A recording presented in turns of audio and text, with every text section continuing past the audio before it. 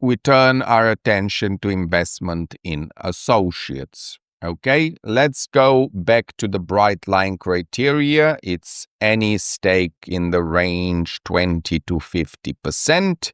But more importantly, we're looking for the buzzword significant influence. Okay, we're influencing that associate. So if we can influence that company, as I said, we're referring it to as an associate affiliate, and we have to use a different method called the equity method. Now, the mathematics of the equity method are pretty straightforward. We call it one-line accounting. We will have one line under assets called investment in associate, and we'll also have one line in the P&L called income from associate. So the investment in associate is calculated as our initial cost. So that means how much we initially paid to acquire the stake in the associate plus our share. So this could be maybe the 25% we bought, our share, times the net income of the associate minus the dividends that they distributed.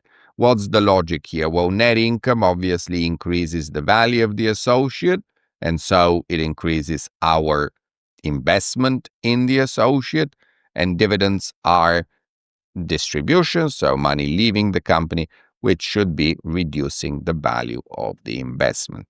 Now, for the income statement, however, we don't consider their dividends at all. So that is one area where people might get a little bit confused. If it was a financial assets, dividends will show as income on our income statement. But in this case, we purely take our share of the associate's net income. Don't worry, we'll illustrate all this with numbers very, very soon. Okay, but as I said, the key point is, unlike financial assets, dividends are not going to be shown on the income statement at all. Also, fair value option.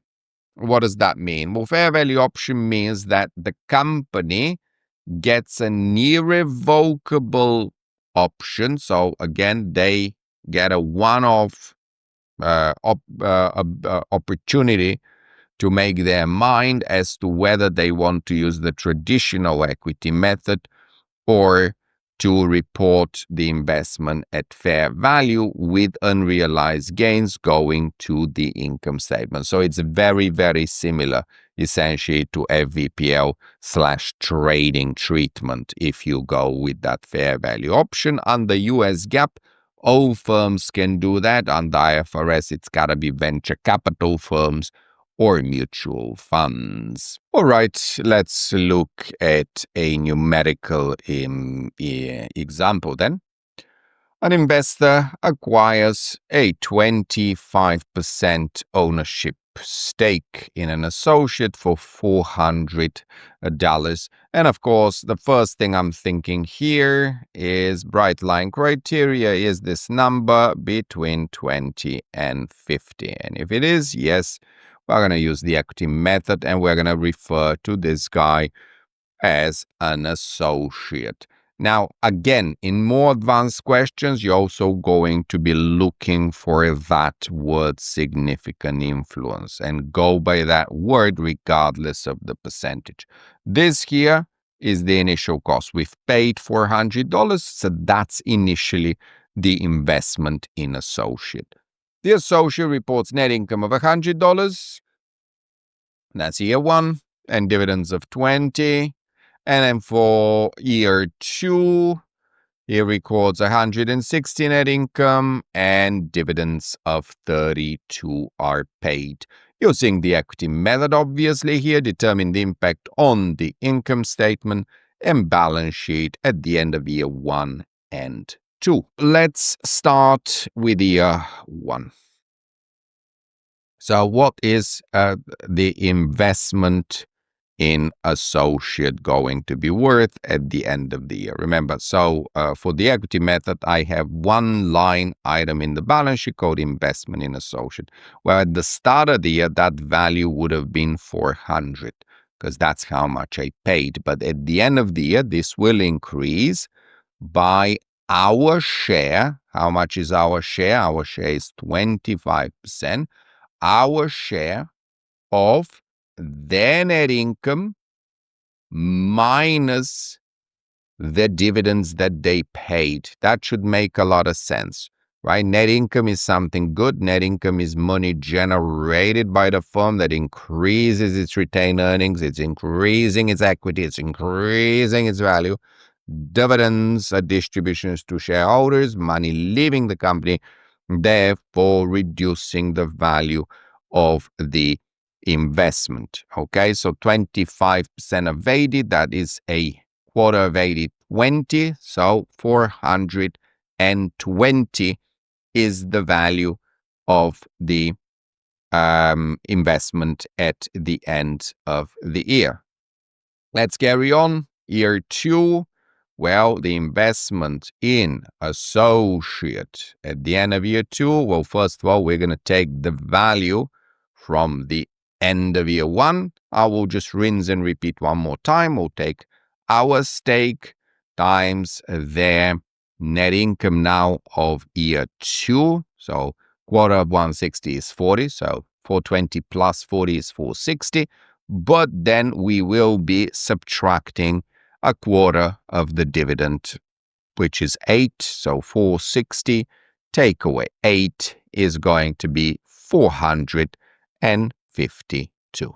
There you go. And that's the evolution of the investment in associate. As you can see, it has absolutely nothing to do with fair values, of course, unless you have irrevocably chosen the fair value option. Okay, now what about the income statement? So all that was the balance sheet. What about the income statement? That's pretty easy, guys, but just don't get confused, please. You completely have to ignore the dividends as far as the income statement is concerned, because all you're going to do is simply take your share of their earnings. That's for year 1, so that's going to be $25. And for year 2, it's going to be your share of 160, and that's, of course, going to be $40. Now, you might notice here a little bit of a discrepancy. You might say, well, retained earnings in year 1 are going up by $25, but the investment only went up by $20. What's going on here, guys? Right? So let's actually do our double entry. Maybe we can squeeze it here. Let's do our double entry. So at the start, I had investment in associate of 400, and let's just balance it with some equity of 400. So what happened during the year? Well, I know the investment in associate went up by 20 because it's now equal to 420, right? So I've dealt with that number. But in the income statement, I showed profits of 25, so retained earnings went up by 25. So you can see the discrepancy here is $5. Where's that $5 coming from, guys? Pause the video and think, where's that coming from and where should it be accounted for?